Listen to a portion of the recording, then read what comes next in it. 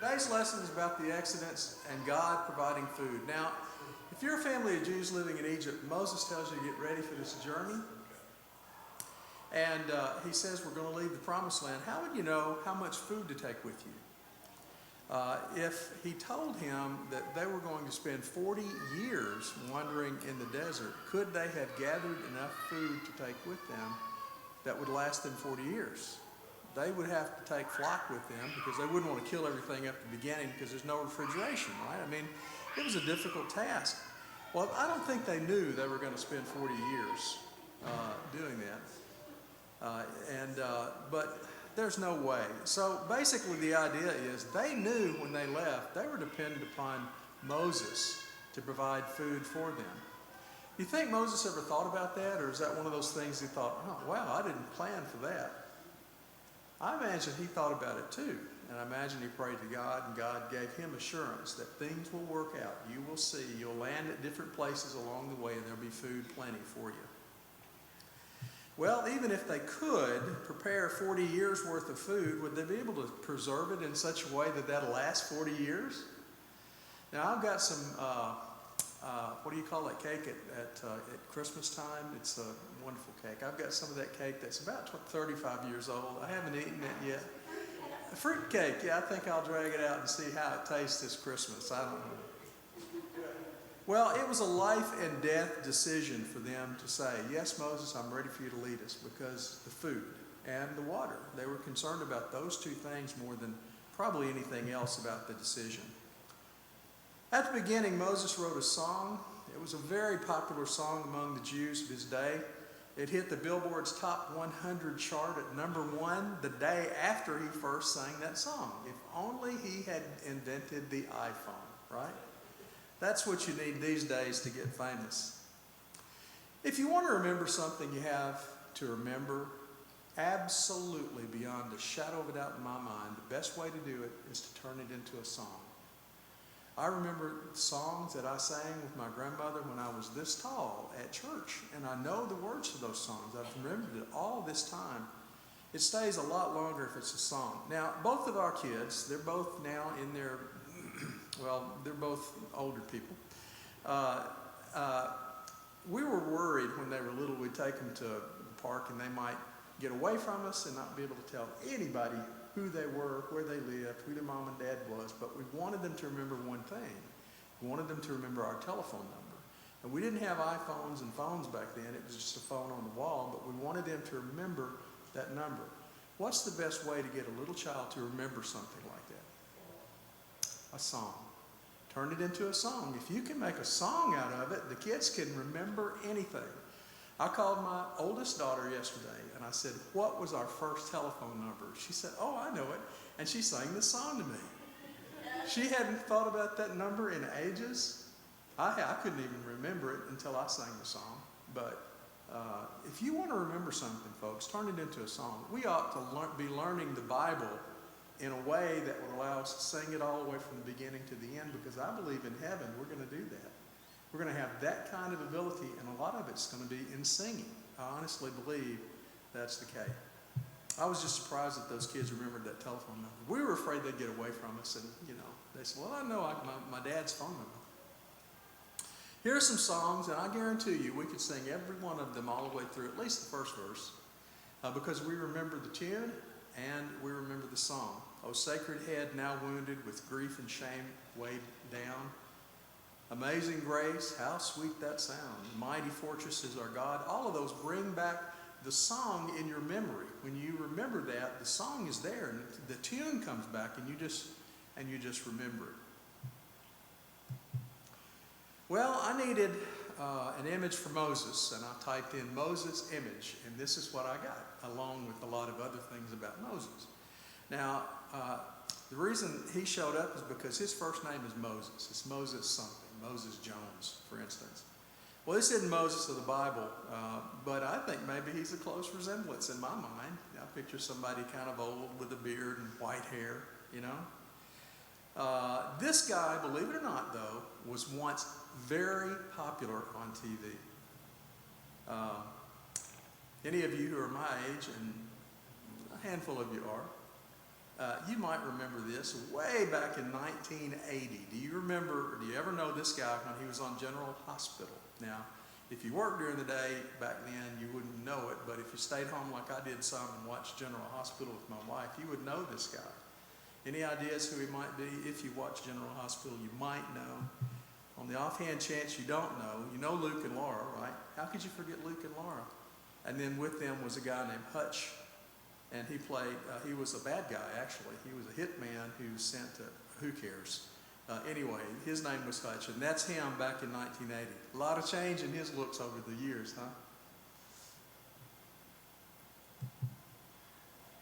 Moses composed a song for all of the children to sing.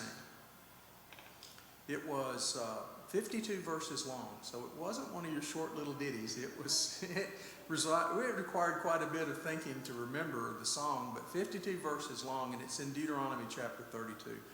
Now, how long would it take for over 1 million people to hear? There were 1 million people, basically, you could say, when Moses left. How long would it take for every one of them to hear this song and learn it? Because it says they all knew it and they all sang it. They didn't have iPhones in their day. Moses could literally be called a rock star, though, for having a million people singing his song. If only there were a Billboard's Top 100 in his day, he would be at the top of the list. And just so you know, I checked. Adele's song, Hello, I don't remember that, but Adele sang a song called Hello. It hit 1 billion views in 87 days. Now, that's the fastest song to ever hit 1 billion likes on the internet. Adele. But the reason for this is our song memory is different. If only Keith were a better singer, he could sing our sermons, and we would take them home with us, and we would remember everything he said. Preach a sermon, though, and remembered for a short time, and turn it into a song, it's going to be remembered for very much longer. And Moses knew that, and so at the beginning of the journey, he tells them a song, and it's Moses' song, and I'm sure they all sang it. Moses composed 3 songs in his life, one early at the Red Sea, another later that was recorded in Psalms 90, and he recorded one also just during his death, just before his death. Here's the first song. I will sing to the Lord, for he is exalted. Horse and driver he is hurled into the sea. The Lord is my strength and my salvation. He is my God, and I will praise him. Oh, wait a minute. I will praise him. He is my God, and I will praise him.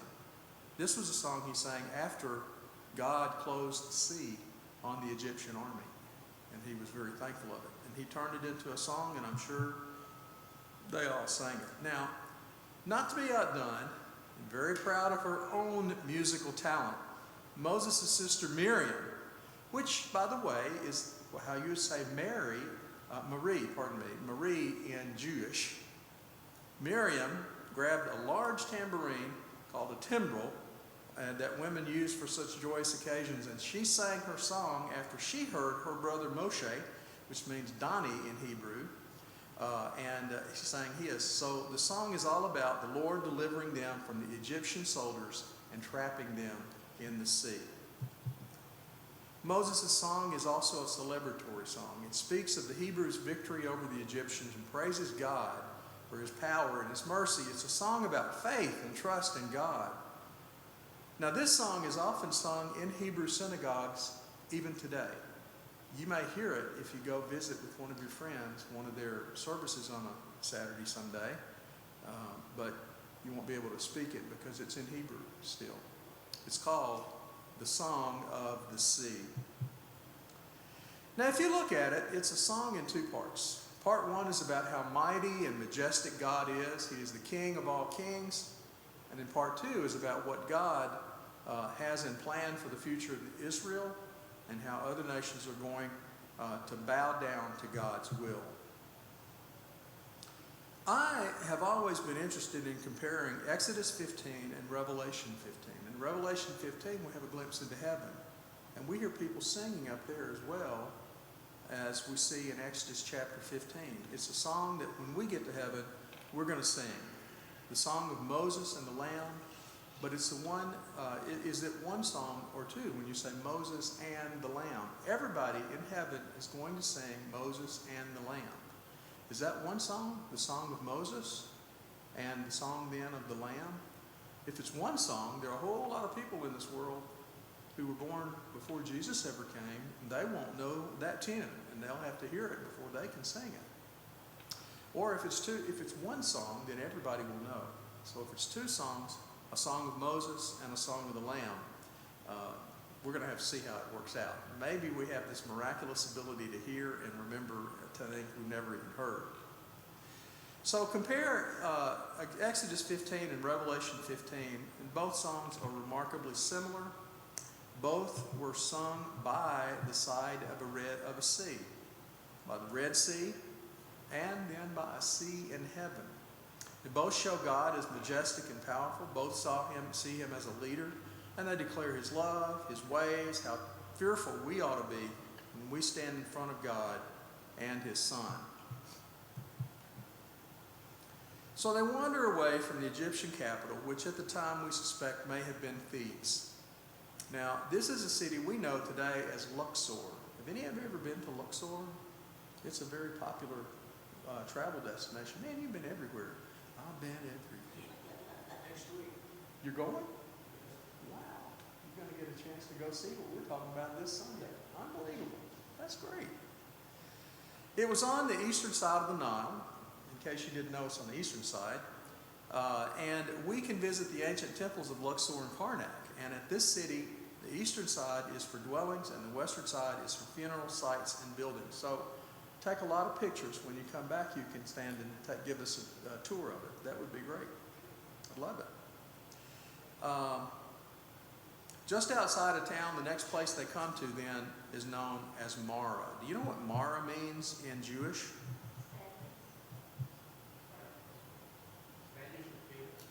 Bitter. Bitter. It means bitter. I'm not sure what you said there. I'm sorry.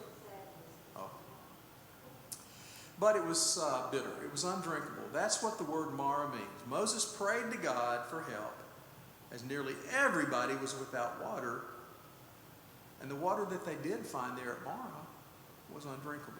Can you imagine coming over a little bit of a rise in the desert, looking down and seeing this oasis out there, a beautiful oasis, and just picturing in your mind and thinking in your mind of drinking that cool water from that oasis and getting there and finding out it tasted horrible. It tasted bitter. I've moved to towns and I thought their water tastes horrible. It takes a little while to get used to it. This was horrible, so horrible that they couldn't eat it. So what did God give Moses to help him in his plight? Do you remember? Moses took a wand. It was actually just a piece of wood. And he beat the water with it. He taught the water that it didn't need to be bitter. The word that's actually used there is Torah. To be Torah is to be taught. And so he beat the water with that stick, and the next thing you know, hey, it straightened up and flew right, and it was very sweet water. That's what God did for Moses at Mara. Moses was Torah, and he Torah the water. What was bitter was the people's hearts, though. It wasn't so much the water that was bitter. They were just extremely, extremely bitter when they saw that. Their external bitter water mimicked their internal bitterness toward God and Moses. Moses trusted and cried out to God, and the people harbored resentment in their hearts, even though. Well, here's God's test. He gave them a real quick test. He said, listen to the Lord our God, pay attention to my commands, and then, and only then, will I not allow the Egyptians to come and get you and take you back home. How many times have you tried this with your children? Maybe on a long car ride. If you all be quiet just for 30 minutes. If you're quiet for 30 minutes, I'll stop at a rest stop and you can get anything you want. Just be quiet. Well, that's kind of what God did with Moses. Moses said, y'all, be quiet. Just be quiet. It's going to work out. It's going to be okay. It's what we do to our unruly children in the back seat. So they'd only been traveling how many days? A week, 2 weeks, a month? 3 days. That's it. They'd only been traveling 3 days. And they were already begging for water. Moses was supposed to give them water. Their patience was low. Irritability hit the top of the scale. And while they were joyful in singing God's praise just before the trip started only 3 days ago, they were angry and they were fighting with one another and exceptionally unhappy with the fellow Moses and his God, and they finally hit a watering hole, and the water tastes nasty. Are we like these people? Are we on a high, a spiritual high, when things are good, and then all of a sudden when things go bad, we kind of slump down? We are. We're just like them. God knows it's our tendency. It's in our makeup to be like that. Do we get angry so fast in just a matter of 3 days? We do, unfortunately. It is thought that the oasis of Elim, which is a reasonable guess for where it was that they stopped. And this is a picture of it. It's a barren desert, you see, but there's just one little spot where the water is close to the top of the soil, and palm trees and date trees grow. There's even a lake there. This is Elim, and perhaps it was where they wound up. It's in the right vicinity. You can see Mount Sinai in the back. The Bible says there were 12 springs and 70 date palms, and it was and is even today an oasis in a barren wilderness. And perhaps this is where they came. If it wasn't this, it would be something like this. They came upon an oasis in the desert. Now, I find this interesting, but the actual location of the desert of sin, and by the way, desert of sin doesn't mean desert where sin occurred. It just simply means the desert of Sinai. And the desert of sin is possibly in 3 different locations. Most of the people place it somewhere in one of 3 mountainous areas that are shown on the map. The sin part of it has nothing to do with sin, of course. It's abbreviation for Sinai. There are at least 3 possible locations, and they're shown here in blue with the blue circles.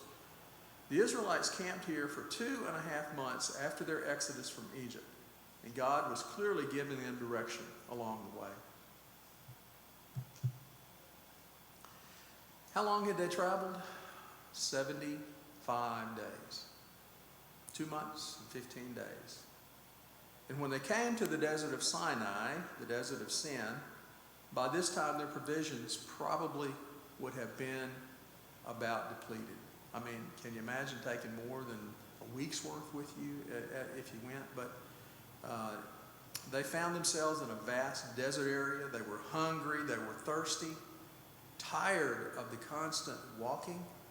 They cried out to Moses in unison, something that your children and my children for years have said.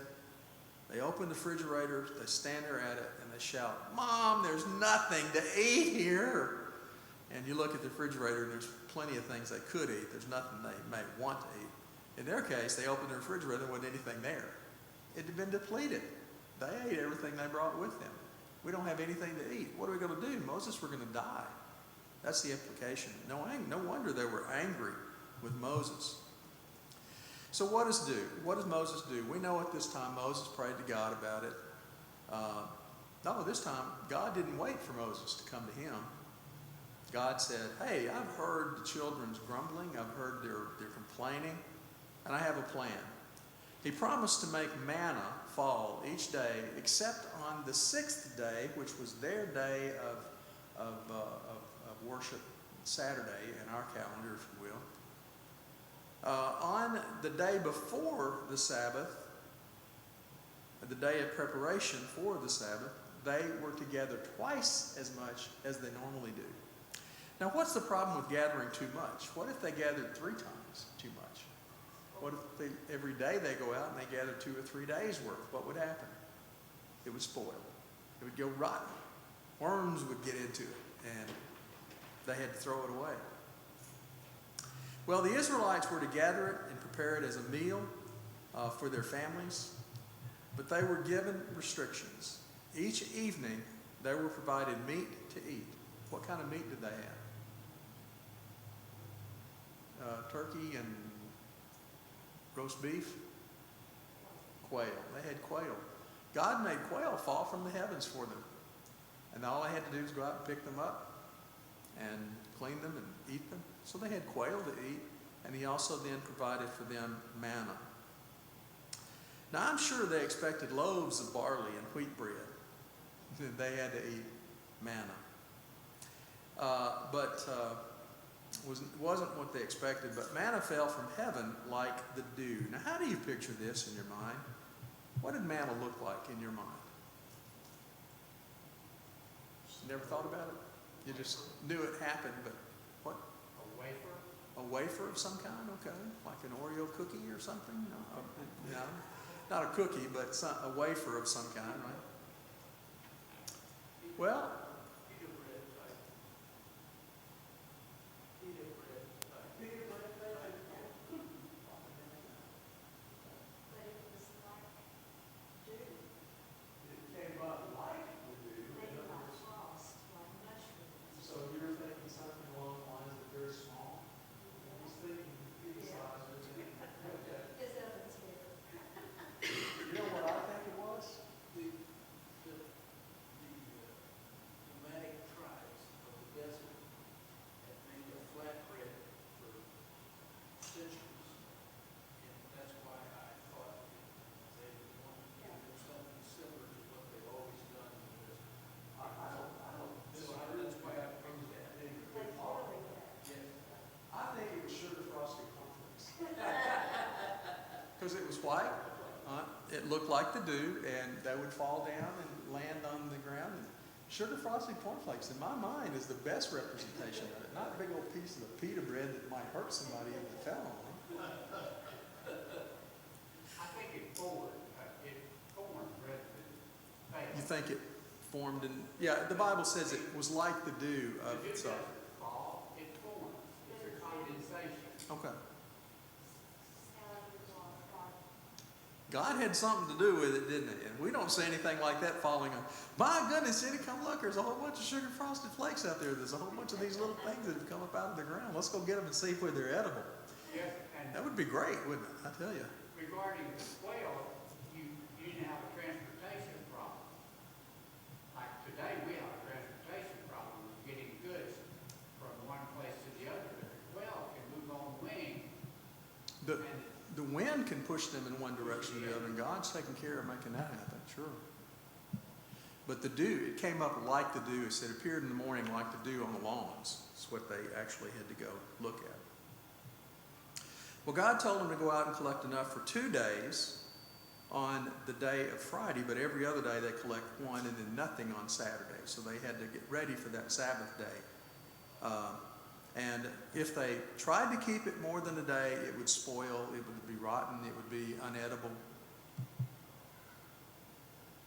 As promised, quail arrived and fell on the ground. They picked them up in the evenings, and then in the morning, manna fell. And twice the amount needed on Friday, so they wouldn't have to gather food on the Sabbath day. Let's talk a little bit more about manna. Someone recently got a present in their sugar frosted flakes, and it was a little flake of pure sugar, and someone posted it, and I thought, hey, that looks a lot like my idea about what manna looks like. Not the sugar one, but the rest of the flakes. I think that's kind of, in my mind, that's what I picture. Jenny thought it looked like unleavened bread, or what you were talking about. I guess to her that meant crackers, crackers fell. Well, manna formed like the dew every morning. It was white, the Bible says, or I think it just means light, like coriander seeds. Coriander is an interesting plant, really. You know what another name for coriander is? No? You know? Cilantro. The actual leaves are ground up and made coriander, but the seeds that are there are what we're talking about here. Coriander seeds, and those are usually ground up and made into a powder. But it's not white, it's just light in appearance compared to other powders that you could make from different seeds. And all of it had to be eaten, or what was left the next day wouldn't be rotten. It tasted like wafers made with honey. Honey wafers, honeydew wafers.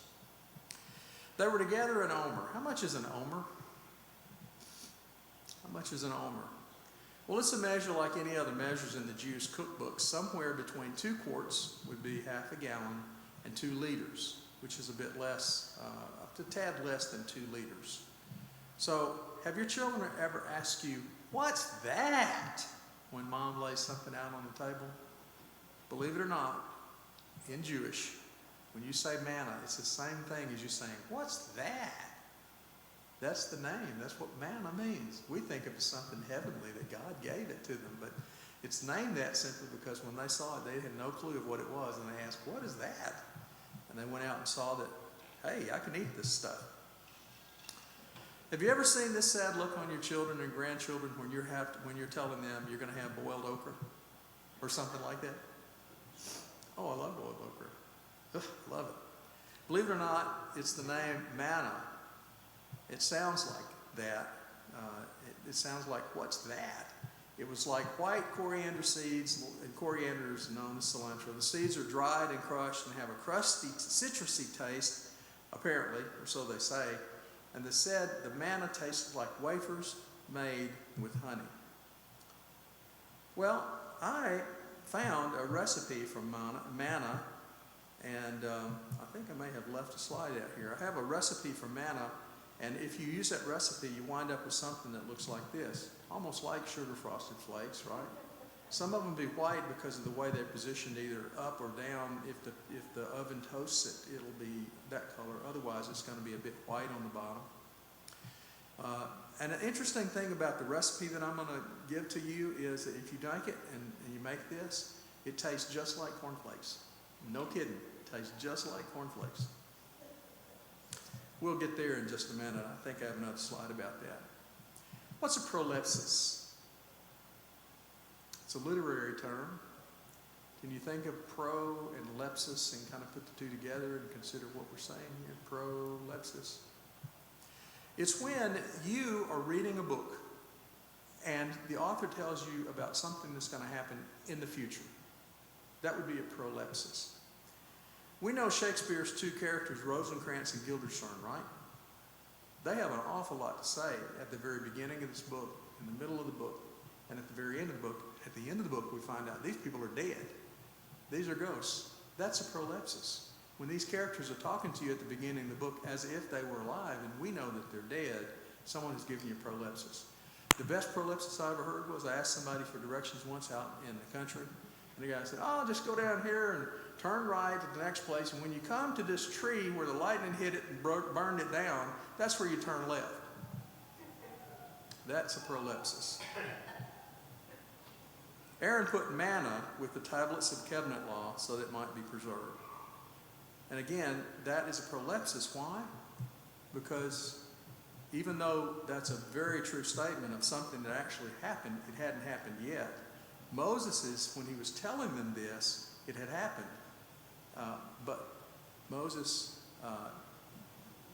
they could not have known that at that time. So how long did Israel eat manna? Well, God prepared a buffet every day for the Jews, right? For 40 years. That's all they ate. It's not that they ate meat and everything during the day that went out and found game. Manna sufficed. Manna provided it for them. The minute they crossed the border over into Canaan, manna stopped. Some of the manna was then kept and preserved and sealed in a jar. Later, at the time of Solomon, the jar containing the manna would be placed back in the Ark of the Covenant. So I printed, and you know what? I might not have brought that. Let's see. I presented a bunch of recipes for you, and I'll try my best to remember to bring that next Sunday. In case you're ever planning on going on a trip that's going to take you 40 years, you take it on your trip and you can eat it on the way.